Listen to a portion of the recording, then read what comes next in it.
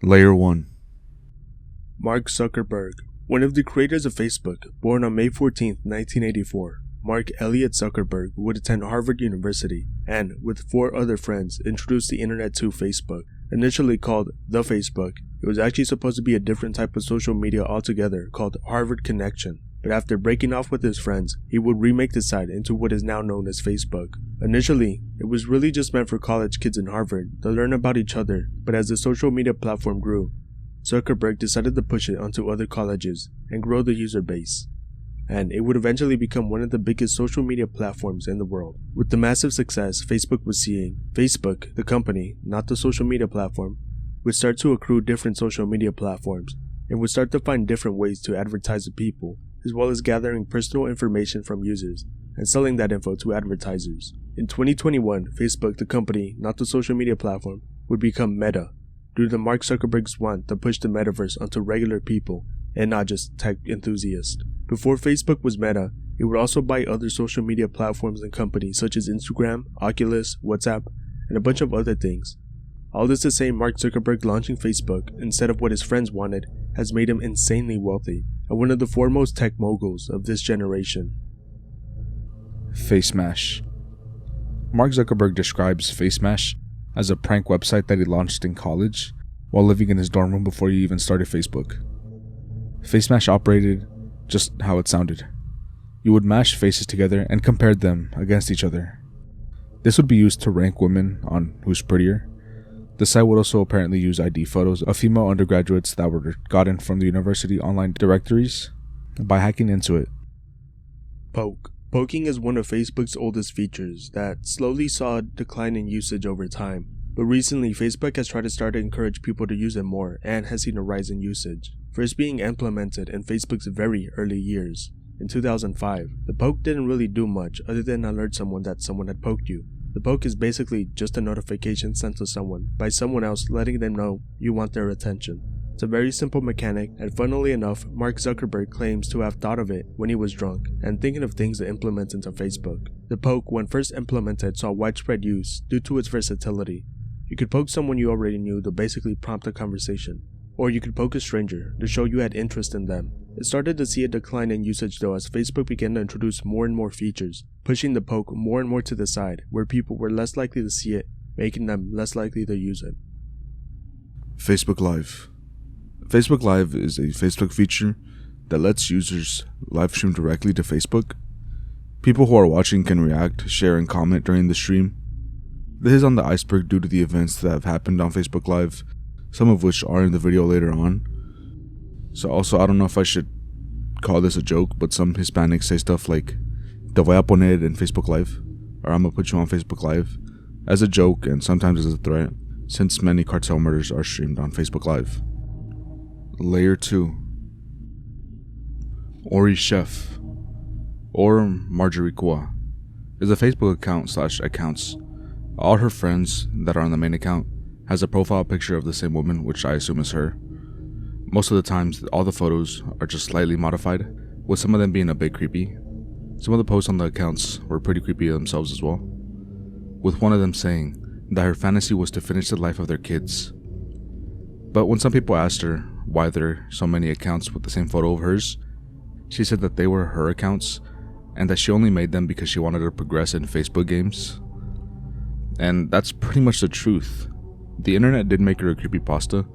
The creepypasta says that she is a cannibalistic woman who likes to eat children, and this got popular back in 2018, but this did start in 2015. The legend became famous after a user posted an article on 4chan about the topic, showing a Facebook screenshot of Ori Chef.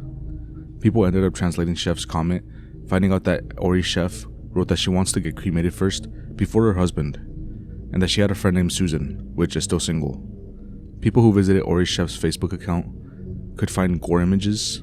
The 4chan user which first created the post about Ori Chef ended up getting in contact with her, asking her questions about her other profiles. Ori Chef briefly explained that all the accounts were created because of Facebook video games. On the Facebook page, Ori Chef posted gore images, and she posted her family photos as well. Ori also posted an image of her family tree where it was written that Calleja is her last name, which created confusion from where the term chef comes from, It is also noted that one of her accounts, Ori Chef, posted that she wants to harm her children, like I mentioned earlier. So yeah, it seems that she just wants to get her Farmville level up. That's pretty much it. At first I thought it was going to be creepy, but it turned out to be pretty tame. Seline Delgado Facebook account. In 2021, in Mexico and other places in Latin America, many noticed that a profile named Seline Delgado Lopez began appearing as their friend without them accepting the friend request. If you've been around the internet, creepy circles, then you might think that the name sounds familiar. So in the late 90s and 2000s, a broadcast would appear on Canal 5 as a servicio a la comunidad, showing a photo of a supposed missing girl, Seline Delgado Lopez. These types of broadcasts that would play on Canal 5 would usually be very detailed, but for Seline it was a little odd. Little to no info was known other than her age, her name, and the location of where she disappeared, which was in Mexico City. So back to Facebook. The profile with the same name was shared over 126,000 times by those who were spooked and concerned about, her. However, it was later revealed that in actuality, the woman is an ordinary person who shares the same name with the missing person, and that she had actually changed her Facebook privacy settings, removing the add friend button from her profile. It's also worth noting that it is impossible to have more than 5,000 friends on Facebook, and due to the constant harassment she received, she changed her profile to private. And yeah, that's pretty much it for this entry. It's just a person that shares the same name with the creepy broadcast from 2001. We are the product. This post refers to the fact that multiple times it's been shown that Facebook not only makes money off the users by using targeted ads, but also by harvesting private and sensitive info from users to sell to advertisers. Most of the info was stuff that Facebook was not even supposed to have. Also, each time this happened, usually when caught, Facebook would simply be forced to pay a fee to the government, which they usually do. One of the most famous of these scandals was the Facebook Cambridge Analytica scandal, in which private info was sold to Cambridge Analytica, which was used to make targeted political ads towards Facebook users. On the Rebound app. This app launched in early 2013, and it's a dating app, kinda. It uses / tracks available Facebook data, like the current and past relationship statuses of people you are friends with on Facebook. On the Rebound would look back up to 6 years of someone's profile. The app would then generate a score for each person to figure out when it's the best time to hit them up. It would also offer a short note of advice on how to proceed to hit them up. The app also takes into account how long your friends have been single, and as well how often they have entered relationships, and the average length of those relationships. One of the co-founders of the app, Anthony Coombs, claims this: "We're doing the same thing people do in their everyday lives. We're just making it easier." He says that it's not for hookups, but for looking into someone you are actually interested in. Not too scary, but yet kinda scary for a stalker situation. Hidden rooms. So on September 17th, 2020, this post was made on Facebook. "One of our new members was cleaning and packing a house to stage. While there, the house was found to have multiple hidden rooms and doors that were locked from the outside. Do not post following or tag someone except under the tags here. Comment. Not sure how to make this any clearer. It will be the first comment in the thread. Please read the previous comments / questions before commenting. Also refresh the group rules before getting too carried away. Some key points from this so far. We do not know what's in the stove yet. We'll update when she's able to. She has stated she is returning to the house today, 9/17th. There were a total of 12 mattresses that were removed. She has said she will post the address of the house when she can. We don't know if the cousins were really cousins or not." So the first photo is a picture of a hatch door that is closed, as you could see on screen. Then the one after that is the same hatch, but it's open with a room on the other side of it. The third photo is what I assume to be what's inside of that room, with a bunk bed without a mattress, so like they said, they took out the mattresses. The fourth picture is the same room, just from a different angle. We can see the stairs leading up to, where the hatch was, or it still is, and what I think is a furnace or stove, and then the bunk beds again without the mattresses. Fifth picture is one of a door, which I assume is also in that same room. Sixth is a picture of a small room with 2 beds and a dresser. Seventh is a picture of a hallway. I think maybe it's like a really narrow room. Then the 8th and final picture is just a picture of the outside. So yeah, just something creepy I found while researching for this video. And yeah. Layer 3. Frank Ramirez Ghost.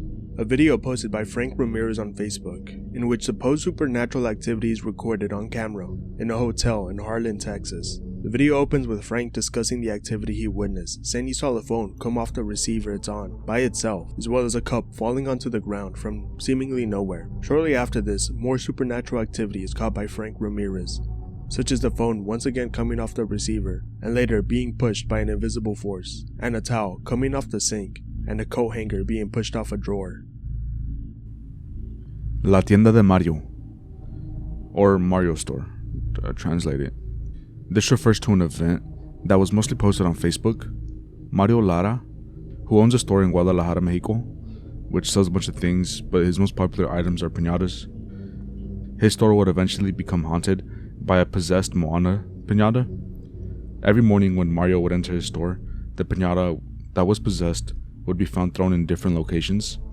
And then long strands of black hair would be found all over the store, and no staff members had hair that long. Workers would also report voices being heard, and just normal ghost stuff, I guess, right, etc. So eventually Mario would put up cameras in the store, and when he would finally see the recordings of the store, we actually see things getting thrown, piñatas moving, and even black hair appearing. So he decides to post the videos on Facebook. A shaman would tell him to put candles around the Moana piñata and record it, and it would move. The haunting got so bad that the workers and customers didn't want to go to the store. People would try to call Mario out by claiming that it was fake, and he was only doing this so he could get more customers, but if that was true, then it was backfiring like crazy. The shaman would eventually take the piñata, but then things got worse. I do want to make a whole video on this whole topic. It's just so interesting. So yeah, I'm sorry about that. So I don't really want to go too in depth here, but the scariest video recorded was this one.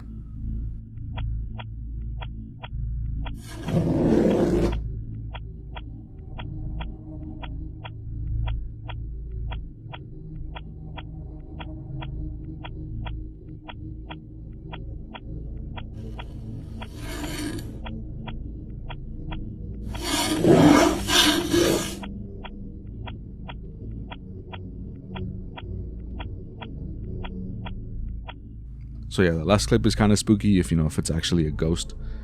It just looks really weird and creepy, but yeah. On to the next one. People who passed away. This entry is in reference to when a user who had a Facebook page passes away, you can memorialize the account. What this does is lock the account down so no one can log in and add stuff to it, but it keeps it up so the family and friends can still view the account. It also adds the word remembering above the person's name. Dead internet theory. Facebook. In my opinion, Facebook best exemplifies the dead internet theory over any other site. If you don't know what the dead internet theory is, let me explain. The dead internet theory is a conspiracy theory that suggests that most of the content on the internet is not created by humans, but by artificial intelligence and bots or automated systems. And honestly, the main reason I put this on this iceberg is because for the last couple of months on TikTok, I've been seeing people comment on how Facebook has a bad problem with AI images depicting someone or Jesus doing something. And for younger people who can tell what an AI image is, it isn't hard to tell, but let's be honest, a lot of old people who don't understand technology usually fall for it and just be completely amazed of what's happening. So yeah, art AI bots have to get references from actual artists, and that's basically how they started out. Here's a TikTok showing just that. Here's some more AI photos that keep taking over my Facebook feed. Today is my birthday. Hope I get some love here. You're not real! Made it with my own hands. Oh my god. Great job. Amen. Great job. Some more of that. Amen. Hello everyone, I'm 120 years old and I made my own birthday cake with peach cream filling. Happy birthday, how awesome, happy birthday, God bless you, have a long ways to go, I'm 79. This makes me sad actually. My son made this with his own hand. Just as a reminder y'all, all these people in the comments who think these posts are real can vote. These are the people showing up at the polls, voting. Then, after a while of seeing all those TikToks showing AI art, somewhat similar TikToks were being recommended to me. This time it was basically the same thing, but instead of those AI bots using actual artists' art as reference, we can see them start to reference each other and just like making a loop of weird AI art of, the art typically displayed Jesus, animals, just doing a bunch of weird things. Here's a TikTok showing just that as well. So we are having some very, very interesting developments in the AI Facebook epidemic. It seems that these bots that create photos like this have lost their touch with reality. And their posts that already weren't believable are now completely insane, like Crab Jesus. My guess is the AI is taking the most popular photos that it's had about things like stewardesses and sharks and get the most comments from boomers. Here's one with Jesus, dinosaurs, and some kind of village people running from it. Here's Jesus on the cross with a giant killer rat and World War II soldiers. What's weird is what's happened is that now they've taken the things that maybe were believable to boomers or people over 70, and the AI has completely lost its mind. Like this one right here. This kid supposedly made this excavator out of plastic bottles, but now he's become the excavator. There's still a ton of posts that I see people falling for, like this one right here. Comments are just full of desperate men from all over the world. I'm still working on finding out what the ultimate end goal is with these Facebook pages. I know for some of them they're fishing for personal data, they're trying to get people to sign up for things, they want people to follow, subscribe, like. But for now, for the most part, it seems like they're just trying to build up these Facebook pages. But consider this another PSA, and go talk to your parents and your grandparents about these fake images, and help them work on their internet literacy to tell what's real and what isn't. Post from the afterlife. This refers to a post from r/nosleep, in which user NatesW posted about strange Facebook messages that he received from his GF Facebook account, despite the fact that she had already passed away. Just a little over a year after her passing, NatesW would receive a message from her account, which him and the GF's mother had kept and had access to just so they could look at her page. The message was previous DMs the two had, but copy and pasted over again. Over time, the Facebook page would start tagging itself in NatesW's post and send him nonsensical messages, again being copied and pasted from previous DMs. And Nate believed it to be a hacker / someone who knew his GF's login info who was just trying to mess with him. Eventually, the page sends its first ever original message just saying freezing. NatesW next update, he would write about memorializing her Facebook page because the last DMs he received from the account were the last things he sent to his GF around the time she died, followed by the words cold and freezing. Layer 4. Andrew Markham. Andrew Markham was a man that the Butler County Sheriff had been looking for his connections to a burglary, kidnapping, domestic violence, and criminal endangering. One thing the sheriff did in order to learn Andrew's whereabouts was to post on Facebook his mugshots, with the sheriff saying that a warrant for Andrew's arrest. In response, a Facebook account posted, "I ain't trippin', half them don't even know me." This account seemed to belong to Andrew. In response, a sheriff from the Butler County would post on Twitter taunting Andrew. The day after the Facebook account, which seemed to belong to Andrew, posted under the sheriff's post on Facebook, the police would end up finding Andrew, and the sheriff posted on his personal Twitter with his mugshot and text on the picture saying captured. Junko Jce. This is a very controversial and dangerous alternate reality game, or ARG for short. Junko Jce would dox players who try to solve the puzzle, will put the participants' safety in jeopardy, and will disregard in-game boundaries. For this entry, I am using the website thejunce.wordpress.com. As early as 2017-2009, a woman named Junko Jce began friending people on Facebook. It's unclear if she was using known networks or simply choosing people at random. Some of these people would also receive a message with their friend request. The message would be something like this: "We do not know one another, not yet. I feel people's ability to share and communicate. It is my effort to allocate my labor towards such people. I have talent that is empathy. Please forgive me for being general. There are reasons. I am in some danger if I do not obscure all the articulations, or if I reveal too quickly. Justice is systematic and quickly here. Please be my friend. More revealing will take place soon. Blessed be, Junko. So yeah, from her messages, it could be seen that English isn't her first language, and she and her family were actually Circassians, which are a tribe of Caucasian Muslims who would be displaced in the 19th century, and many settled in Russia, where Junko and her family would reside. And I think that's where I'm going to end this entry.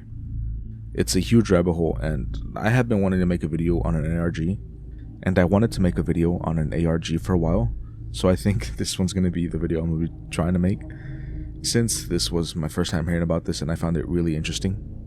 And yeah, sorry for not making it longer. It's just very, very deep. Yeah.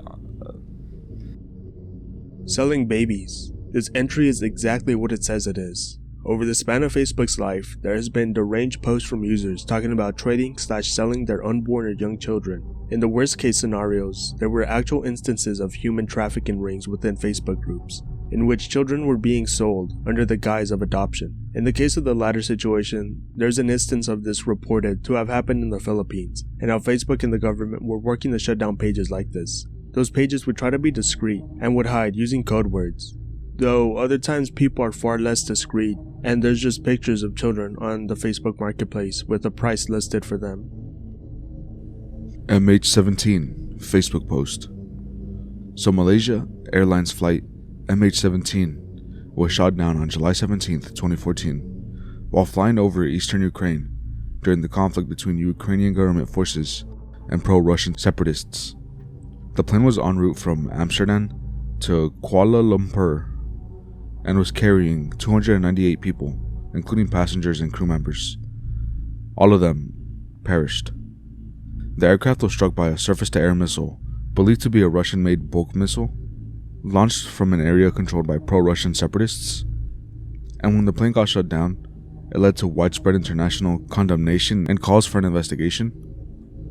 And multiple investigations, including one led by Dutch Safety Board and another by a joint investigation team, concluded that the missile had been fired from a separatist-controlled territory and that the bulk missile system had been transported from Russia to Ukraine and later returned to Russia after the incident. The Russian government has consistently denied any involvement in this incident. So here's why the entry is actually on this iceberg. So a person who was actually on the plane would post this on Facebook before the plane even took off. It translates from Dutch as this: if it disappears, this is what it looks like. And yeah, pretty creepy coincidence. I would assume the guy was just posting it as a joke and didn't think it was actually going to disappear. But there was conflict in the area, so maybe he did know. It's just kind of sad to see that post after knowing what happens. Baguette. This refers to when searching the term baguette, spelled differently but pronounced the same. No, not the French bread, but the Tagalog word for teen/youth. A warning from Facebook would pop up, warning users of child sex abuse and how it was illegal. The reason for this, if you haven't guessed why, is because there was sexual material of youth on Facebook that would often contain the keyword baguette. Even worse, it was rumored that the Facebook pages using this keyword were going around selling CP and using Facebook as a storefront. Once Facebook learned of this, the pages would be reported to the FBI, and Facebook would shut down the pages that were posting/distributing the illegal material. This all happened around 2009. Layer 5. Argentina Facebook Live incident. In May of 2017, 4 classmates from a school in Argentina started a Facebook Live where we see them play with a gun that they thought was fake. Unfortunately, the gun, which was a shotgun, was not fake, and it ended up firing, hitting Georgina Magali Vega. Both Georgina and the boy that ended up taking her life were both 12 years old, and in the live we can hear the boy say this: "If you kill me, I'll kill you." Right before we hear a clicking noise. The neighbors called emergency services, but paramedics declared the girl dead. Authorities were investigating the shooting, but were treating it as an accident. Obviously I won't be showing anything here, cause just the matter of things. Daniel Ray Wolf. This entry refers to the sad story of a U.S. Marine vet who had been struggling with a serious case of mental disease.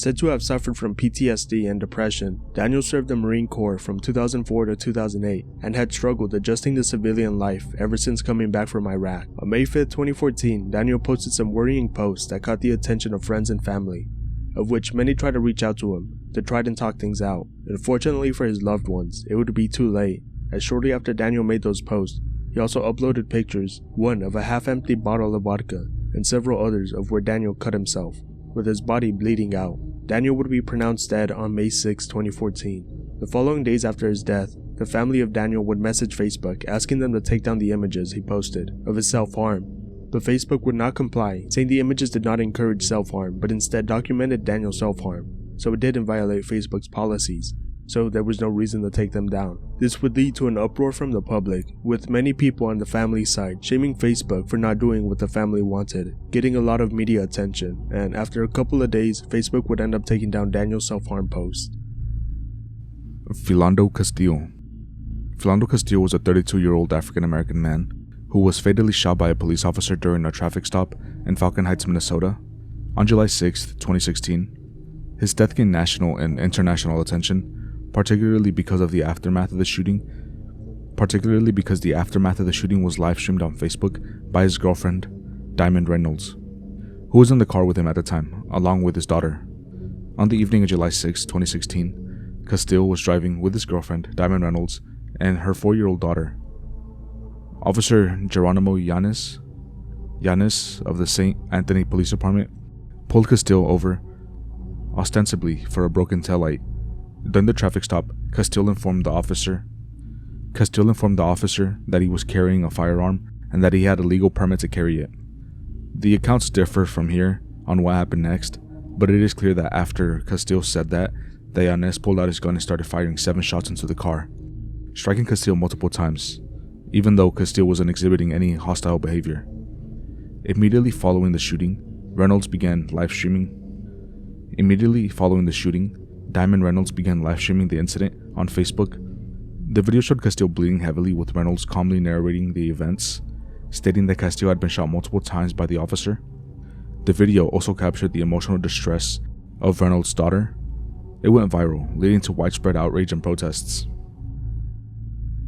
Philando Castile was taken to hospital, but he was pronounced dead shortly thereafter, and it's sad to say that the police officer that murdered Castile was acquitted of all charges just because no one saw what actually happened inside the car.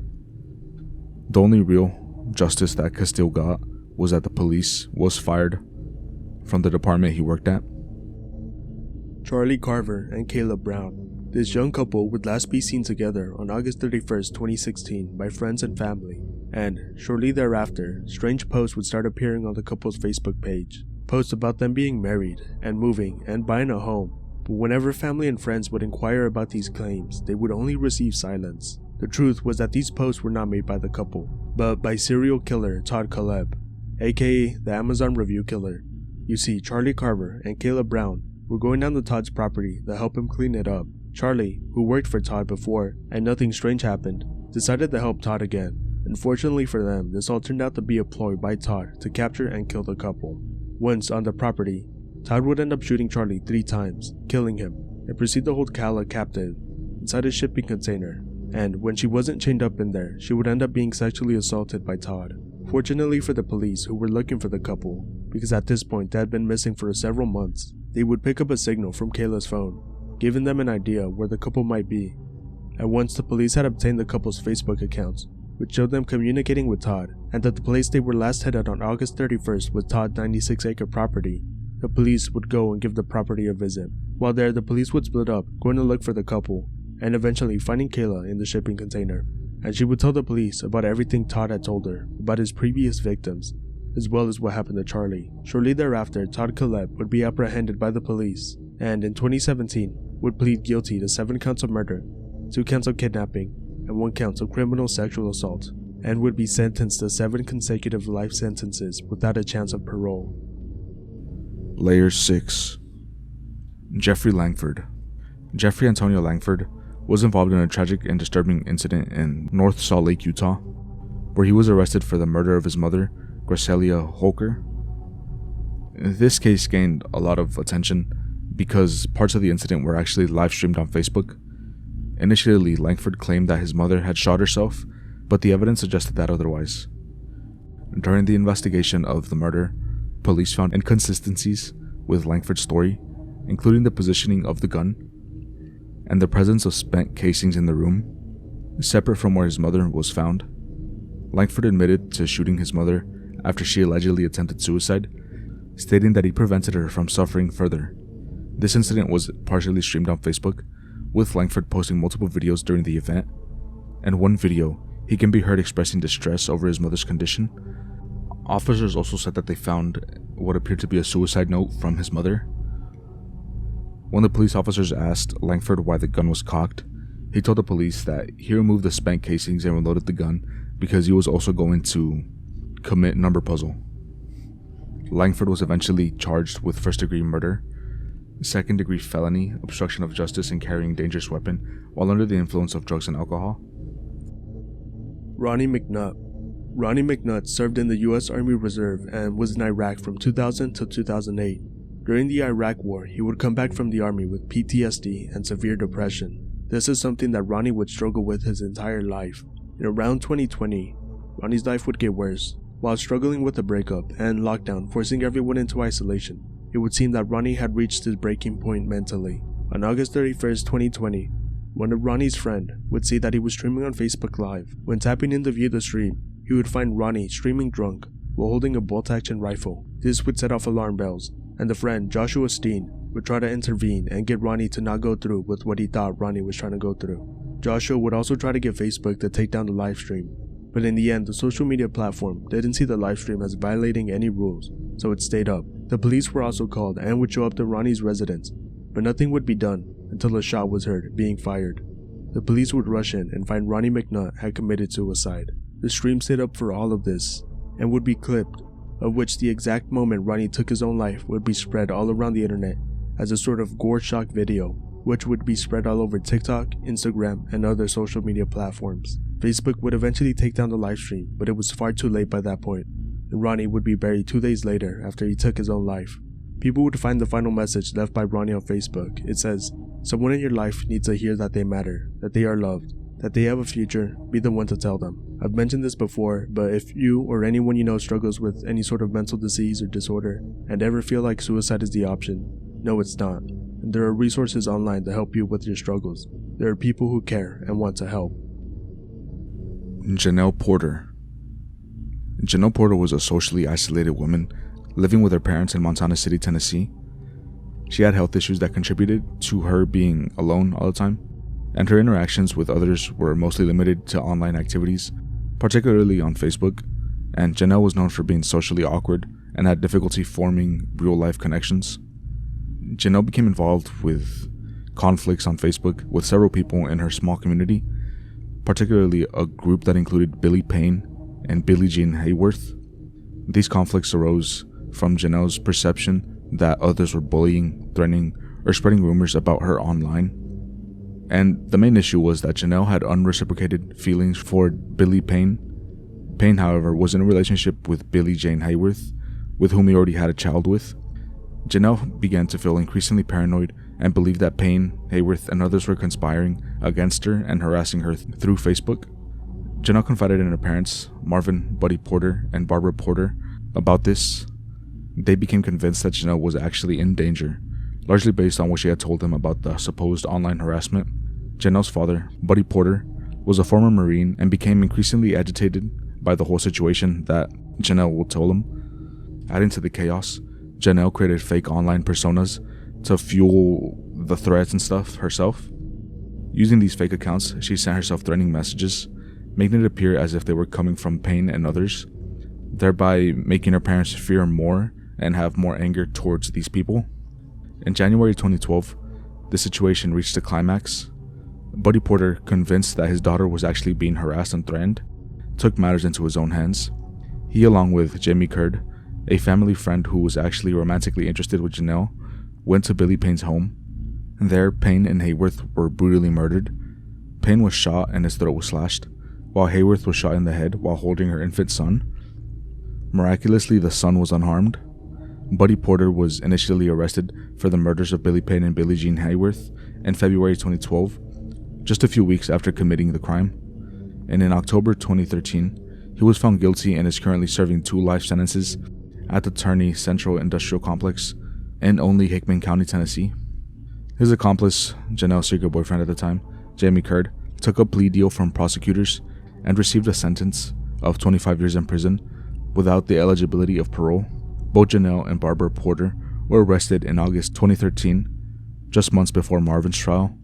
Their case finally went on trial May 2015, nearly 4 years after the shootings. And in July 2015, both Janelle and her mother were found guilty of first-degree murder, and both were sentenced to 2 life terms in prison. Mike McNeel. This entry refers to a man, Michael McNeel, aka Mike McNeel, who is going through a divorce and having issues with his wife. You see, one day, after a 911 call, the police would make it to Mike and his family's home on 10 Prospect Avenue in Long Island, in which they would find Mike's wife and child, who they let out of the house but did not see Mike. While inspecting the house, they noticed the smell of gas. The wife would also comment on the smell of gas. Just shortly after making it out of the house, it would explode and be engulfed in flames, which spread to 2 neighboring homes. The body of an unidentified person was found in the wreckage of the home after firefighters stopped the fire, and Michael McNeel's whereabouts would be unknown until later the body would be identified as Michael McNeel's. Before the incident occurred, Mike would post on Facebook, "If you're going out with a bang, might as well do it right," with 25 gallons of gas and 40 pounds of propane, along with pictures of propane tanks and gas containers. Mike would claim that he actually just planned to stockpile the gas for the winter months, and the propane would be used for grilling, but the fire department would claim that how quick the fire grew and the explosion went off, there was the use of a liquid accelerant. Derek Medina. In August of 2013, Derek Medina would post a photo of his wife covered in blood on his Facebook page. The comments on that picture were asking what happened. He would then post this: "I'm going to prison or a death sentence for killing my wife. Love you guys. Miss you guys. Take care, Facebook people. You will see me in the news. My wife was punching me, and I am not going to stand anymore with the abuse. So I did what I did. I hope you understand me." Medina, after posting the photo of his wife, would then drive to see his family, and then he turned himself into the police. He would give them the address, and they drove to the scene where they found the body. Also, apparently the daughter was still in the house when the police got there. She was not physically hurt. Medina would end up getting life in prison. Medina has become known as the Facebook killer. For this, he claims that the media created a fake monster and that he's not a monster. He still claims that he killed his wife in self-defense. NBC did an interview with him earlier this year, May 16th, 2024, and in the interview he claims this: "If I didn't keep shooting my gun, I would have been killed. I would have been deceased, and you would have been doing this interview with her instead of me." So yeah, he's still claiming that it's in self-defense. I don't really know what to make of this case. It's just, why would he post it on Facebook? It's just really weird. Makes it seem like he wanted to do it. Tyler Hadley. Tyler Hadley was a teen who wanted to have a big party and posted it on Facebook on July 16, 2011. He invited friends/schoolmates with this post on his Facebook page: "Party at my crib tonight. Maybe." The reason for the maybe was the fact that Tyler's parents, Blake and Mary Jo Hadley, were going to be home that night, but Tyler had a plan for that. Tyler had decided to be able to have this party, he would kill both his parents and hide them in the house by locking the bodies behind the master bedroom. Tyler would end up taking some ecstasy and then attacked his mother, killing her. And when his dad came down to see what was happening, Tyler attacked him, killing him as well. He cleaned up the house, and about 3 hours later, around 8 p.m., people started to show up for his party, which he paid for by stealing his parents' credit cards and taking money out of an ATM. While the party was going on, Tyler would confess to several friends about his crimes, but none would contact the police till after the party finished. And several people would claim that the house smelt of dead bodies. Since Tyler was a minor at the time in Florida, he could not receive a death sentence, so he got life in prison without parole. In 2018, he had to be retried because of a new ruling in the way minors are treated in the court system, but still got life in prison. Anthony Gayla. In November 2016, Anthony Gayla would stream himself on Facebook Live, breaking into his brother's home. He did this by kicking a door down. Once the door was broken down, Anthony would fire multiple shots into the house. One of these shots would hit and kill a 26-year-old woman, Brittany Southwell. Before going into the home, Anthony Gayla had been walking around the neighborhood, threatening and screaming at cars, as well as people with the weapon, and also had been drinking. Once in court, Anthony would argue that he should not be convicted of first-degree felony murder, saying he should get manslaughter instead, but the court did not agree with his sentiment. Anthony would receive a life sentence for murdering Brittany Southwell, 14 to 20 years for the home invasion, and 2 years for the felony firearm charges. Do you want to know Anthony's reason for going over to the house with a gun? It was a Facebook feud with his brother. Hey, what's up, guys? It's Aris, one half of the Horror Highway. I just want to say thanks for watching the video. If you enjoyed it, please like, comment, and subscribe. It really helps in the algorithm. Also, if you did make it this far, comment casket. Also, just an announcement. After this video, we will be going back to bi-weekly uploads. Now that the summer's over, school's starting back up again, so we gotta focus on that. And yeah, sorry if you enjoyed the weekly uploads. Again, sorry for that, but we're going back to bi-weekly uploads. Hope you understand, and yeah, have a good day. Bye.